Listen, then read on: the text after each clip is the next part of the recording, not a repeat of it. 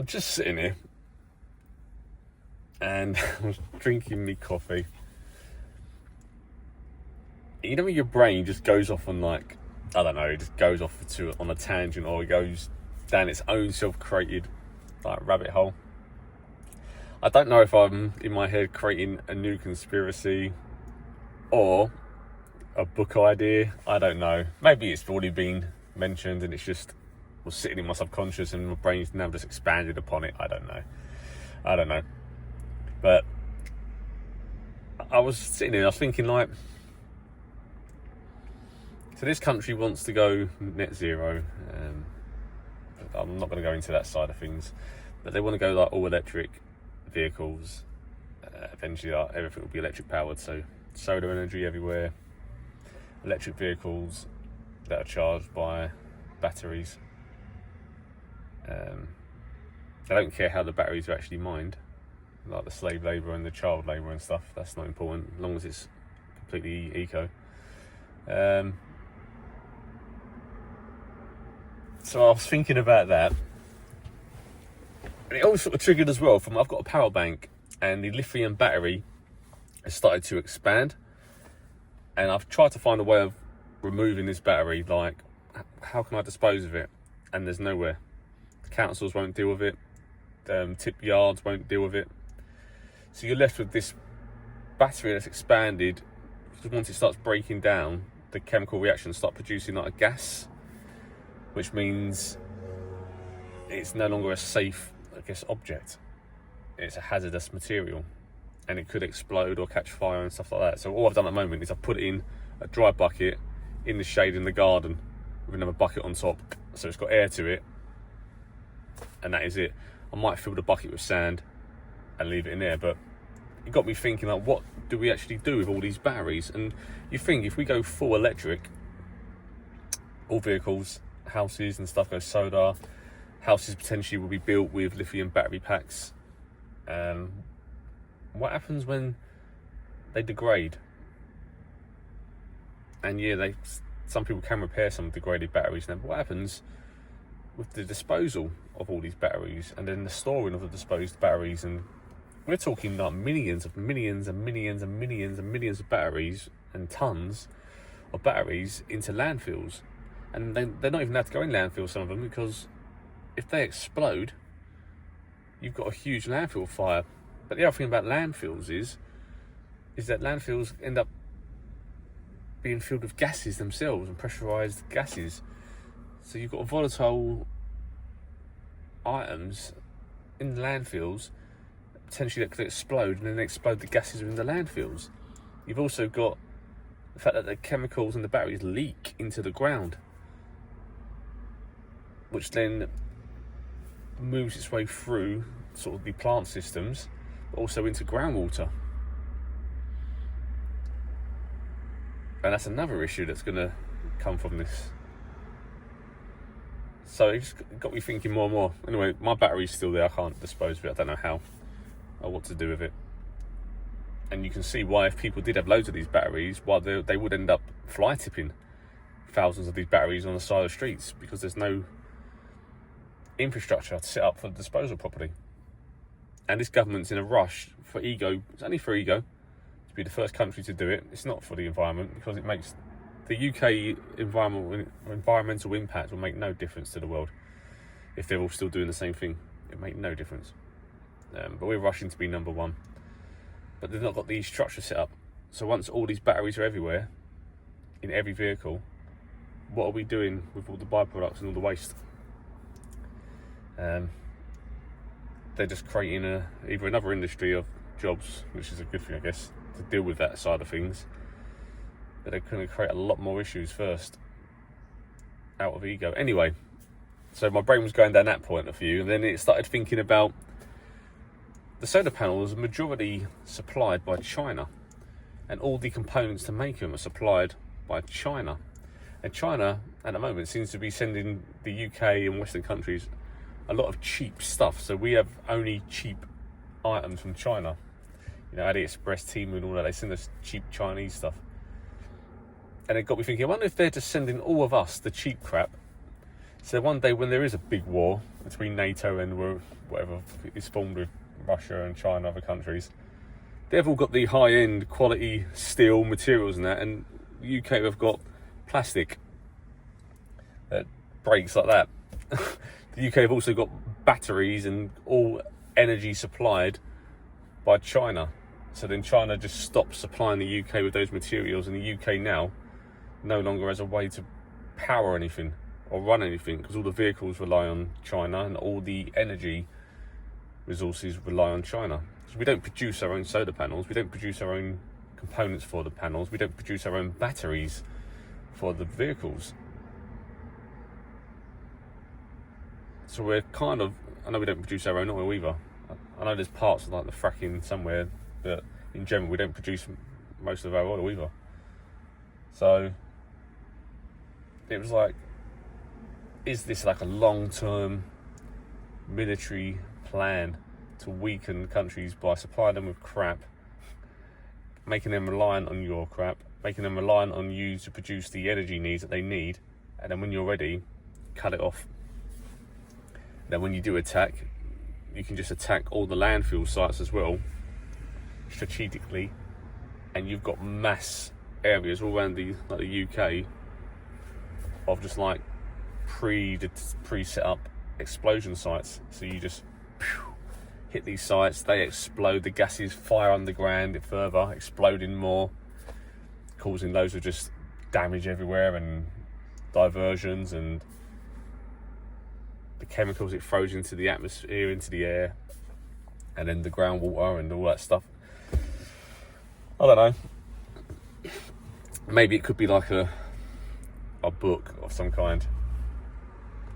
Not that I've already got enough books I'm trying to work on and ideas, but I was telling it to my mate earlier, and he was like, "No, you should write it down because it could be an idea there.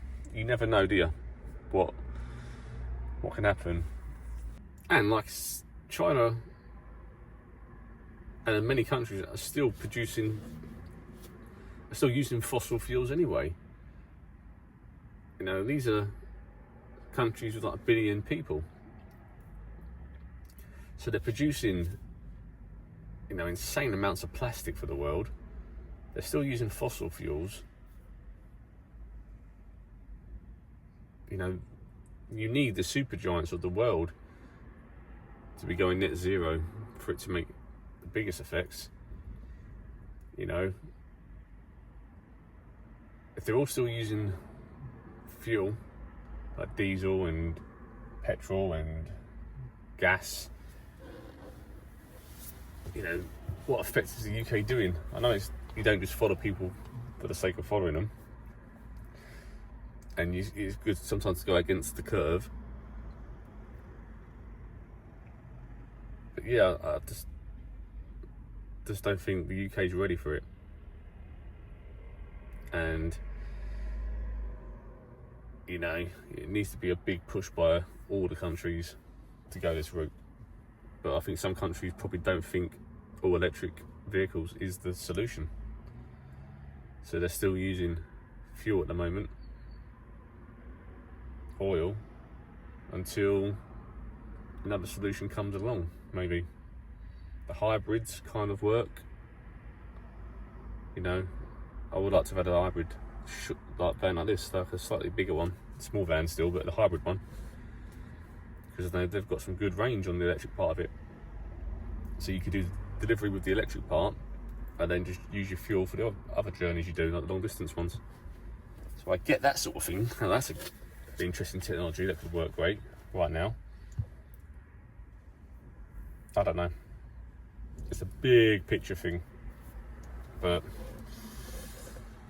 if China's still using everything else, and countries like that, I think the UK going one route and just saying, right, we're just using electric vehicles now, really limits what you are. You know, because they're not going to be using all electric vehicles for the military, are they? So they're still going to be reliant on fuels and stuff. And then anyway, they want to use the sun, and then they're talking about firing up particles into the sky to dim the sun, so we get less of it. Like the UK needs less sun. Seriously? I've never known, I don't know them, but there are some people you see in Parliament that are just so, you just look at them and you just feel the untrustworthiness of them. I don't know if you ever get that. Ed Miliband, for instance, I look at him and I just don't trust the guy. You know, I can't remember if he did the dirty on his brother as well, but just don't trust him or what he says. And I don't care if people say it's science. Science isn't infallible, you know, science makes mistakes as well, you know. A lot of science is guesswork and then testing things, getting it wrong. There are some things that I think, well, actually, I'd rather not get it wrong. Like, maybe let's not shoot particles up into the sky and dim the sun around the UK. I mean, they've been testing this for all these theories that we saw people saying about the, what do we call it? People laugh at them, but shooting stuff into the skies, chemtrails and stuff. For years they've been saying this. Well, this is just another form of that, isn't it? And a lot of people say they control the weather with that as well. I don't know. But if this goes up and it's made public, then it probably shows that all those years of people saying this stuff was probably true. You know? Because they've been testing it somewhere to try and verify some of the data. And I've heard they've already been, like this in the UK, other countries, they were using reflective particles. I don't know. I think there's other solutions. In like having the whole country covered in tarmac. I know it sounds stupid, but tarmac gets bloody hot. And it holds heat for ages and it burns. We used to have just soil with grass and other vegetation that absorbed a lot of the heat, soaked it up. Now you can walk on a dry mud surface far easier than you can walk on tarmac. So having the world covered in tarmac probably isn't helping the overall heat, as in reflecting back and holding heat. Maybe the earth does absorb a lot of the sun back in the day within itself, which cooled it down a bit. I don't know, but I'm just waffling. But there's more to it, and like you say, the consensus of their studies of the weather and that, they're only like 100 and something years old. So, you know, we know that the world has always changed in extreme temperatures and weathers. It's fluctuated, seasons have shifted. I mean, the new modern day calendar doesn't align with the old calendars. So you're going to get eventually, in the future, a full shift of seasons, you know, where winter won't ever be winter. It'll be like a warmer period because of the day cycles. They're moving, they're not moving perfectly anymore. You know, like a 13-month calendar is the cycle which they worked out. We now use a 12-month calendar. You know, we used to base it on the moon, now we base it on the sun. So seasons is going to shift anyway.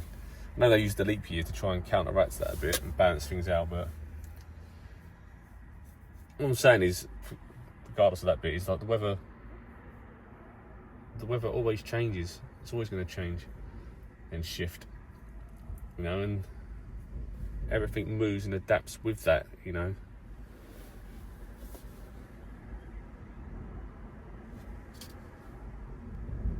Yeah, I don't know. It's like George Orwell when he wrote his books, all the different stuff he done, you know, 1984 and I forgot the other one. But a lot of his principles and ideas, you know, kind of come to fruition. You can sort of see what he was getting at in some aspects. And it's this, yeah. Like, obviously, it's just my own brain creating stories now with it all, but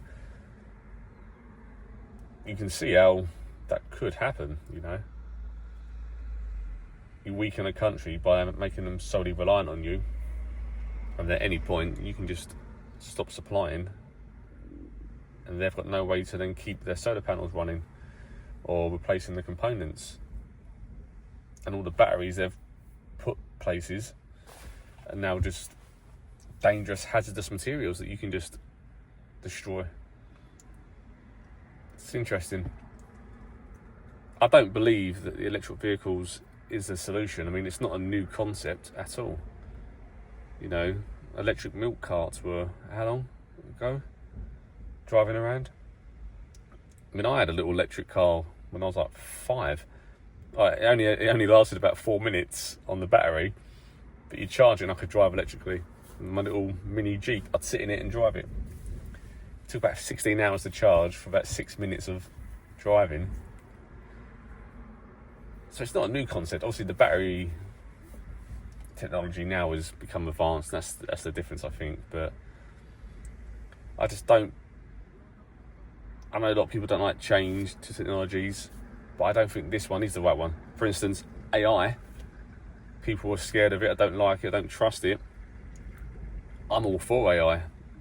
I think AI is a brilliant idea, and it's going to allow people that have ideas, have dreams and goals that they've wanted to achieve, but never been able to. And for like £30 a month, they can hire a piece of software and start bringing all their ideas to life. You know, if you're not great at writing business plans, you can sit with AI over a few days and write a perfectly good business plan. If you're not sure about how to market your ideas, you've now got AI that can help you bring some of your ideas to life, marketing wise. Maybe you're an illustrator and you've just never really known how to get it out there more. Well, I'm not saying use AI to do your drawings, because then you've lost your craft, but you can use AI to build your business plans, your marketing strategies, coming up with new concepts. It's like having like a marketing assistant that you're bouncing ideas back and forth from. But for one small fee. To hire a marketing consultant, you're looking at hundreds of pounds an hour. An agency, hundreds of pounds a month. So I think that's the difference. It's going to make things a level playing field. It's not going to make the world only for the rich people now, to bring ideas to life. If you're someone who's got £30 a month, you can use AI now to start building your business, your dreams, your goals. I think it's fantastic for that. It obviously can be used for bad reasons as well, but I embrace the AI thing. But the electrical vehicles, like the solely reliance of electrical vehicles, I'm still not sold on. And it's to do with the battery side of things, how they're mined, the sustainability of how they're going to keep producing it, how they're going to recycle the batteries better to reuse components, and then obviously the disposal, the environmental factors of it, because they keep playing the environmental reasons for the batteries. It's better than obviously, we're saying, carbon emissions from vehicles, but they're creating a new environmental toxin into the landscape. So yeah, they stop one thing, but they replace it with another. And maybe that is always going to be the outcome of energy. You know, whatever you use for producing energy, there's always going to be a byproduct that's not going to be as great for the world. We'll see. But yeah, I'm not sold on an electric vehicle. I think another technology will come along and replace the electric vehicle thing, and then they'll be like, oh, right, okay, we wasted a lot of time on this. We will see. I don't know about the hydrogen thing. I know that I think it's this year and next year there's a few vehicles actually being put out into the market. We will see. I remember reading about a guy that apparently made it all with water, like a water engine, produced no emissions. He had a patent for it in the USA, but then it was taken away from him by the government officials. Again, this could be a conspiracy again. I don't know. But what do you think of the conspiracy idea in my head, or just the concept of it being a book or a story about her? I don't know if it's... what kind of story would it be? Would it be like a espionage story, or would it be like military thing? Would you have that part in the story, the actual war part of it? Or are you just showing more about how they set it up? Yeah, I don't know. Random video, nothing about anything I've ever done before, but what are your views on the net zero? What are your views on this cheap product thing that's happening in the world where we're getting sent loads of cheap stuff? And this book idea or conspiracy idea, or do you think it's all just like not plausible, even for a book, and even for a fiction book? Is it like, nah, it doesn't quite weigh up? Let me know your comments, and I'm gonna drink the rest of my coffee and ponder more on this concept. Speak soon. Much love.